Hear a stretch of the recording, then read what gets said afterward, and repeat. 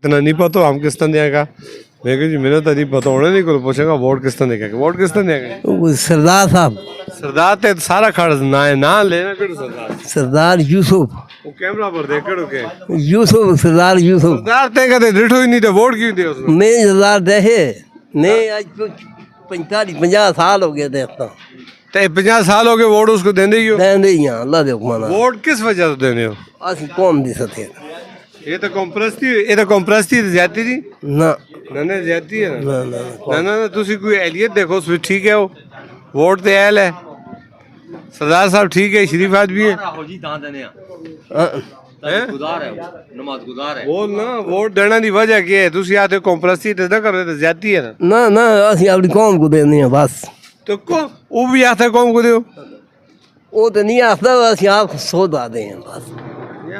देखिए जी ये क्या मुसीबत है जी, समझ नहीं लगती। मैं इन्हें कहता हूँ कॉम्प्रस्ती भी ना देंगे, कहता है ना जी बड़ी कौम है, मैं कौम देगा भूखा मार जाएगा, दूध बेचेगा कौम ना देगा।